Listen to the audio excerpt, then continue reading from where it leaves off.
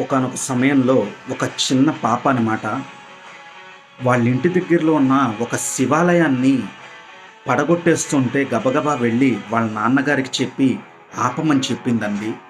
ఆ పాప ఆపమని చెప్తే వాళ్ళు మొగళ్ళమ్మ, మనం వాళ్ళనేమీ చేయలేము అని చెప్పి ఆ తండ్రి చెప్పాడు. ఆ పిల్ల నిరుత్సాహపడలేదండి, ఆ చిన్న పాప. తర్వాత కొంతకాలానికి ఆమె పెద్దవారయ్యారు. ఆవిడికి పెళ్ళి కూడా జరిగింది. అప్పుడు ఆమె తన భర్తతో చెప్పింది, ఆహ్, ఇలా ఇలాంటి సంఘటన ఒకటి జరిగితే ఏవండీ ఇలా బయట వాళ్ళని ఆయన కూడా ఏమీ చేయలేరు. ఎందుకంటే వాళ్ళు మొగల్స్ అని చెప్పారు. అప్పుడు ఆమె ఒక బిడ్డకి జన్మనిచ్చి, ఆ తరువాత చిన్నప్పటి నుంచి అతనికి భారతం, రామాయణం, మహా మహా గ్రంథాలను, ధర్మాలను నేర్పి అతన్ని ఒక ప్రయోజకుడిని చేసింది. తర్వాత ఆ కొడుక్కి చెప్పింది ఇలా చేస్తున్నారు అని. వెంటనే ఆ కొడుకు ఎవరో తెలుసా ఫ్రెండ్స్? ఛత్రపతి శివాజీ మహారాజ్. అప్పుడు ఆయన రంగంలోకి దిగాడు. అప్పటికే ఔరంగజేబు గాడు 300 దేవాలయాల్ని మన దేవాలయాల్ని ధ్వంసం చేశాడు. ఎప్పుడు?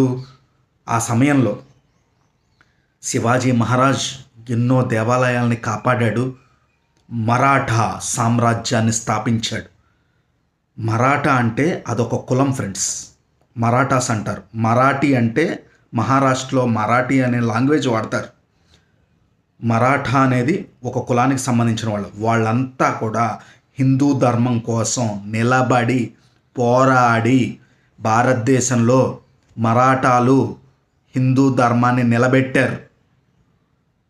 మరాఠా అనేది ఒక క్యాస్ట్ అనమాట అండి.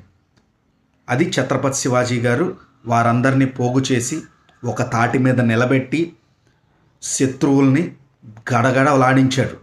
లేని పక్షంలో ఈ రోజున మనం స్వేచ్ఛగా గుడికి వెళ్ళలేం. ఎంత భయంకరమైన పరిస్థితో తెలుసా మిత్రులారా? ఒక దేవాలయానికి వెళ్ళి దర్శనం చేసుకోవాలంటే పన్ను కట్టాలి. అలాంటి పరిస్థితి. బ్రిటిషర్స్ ఏం తక్కువ తినలా. ఎండోమెంట్ అని ఒక డిపార్ట్మెంట్ని పెట్టి పూజకింత. ఒక్కసారి ఆలోచించండి, మీరు గుడిలో దేవుడి దగ్గర కొబ్బరికాయ కొడుతున్నారా, బయట కొడుతున్నారా? బయట కొడితే అది దేవుడి దగ్గర కొట్టినట్టు ఎలా అవుద్ది? ఒక్కసారైనా ఆలోచించారా? దేవాలయానికి వెళ్ళేటప్పుడు పూర్తిగా ఆలోచించండి మనం చేసే పనులు. వాళ్ళ గురించి మనం మన యొక్క సిద్ధాంతాలు మార్చుకోవాలా? దేవుడి దగ్గరే కొట్టాలి కొబ్బరికాయ.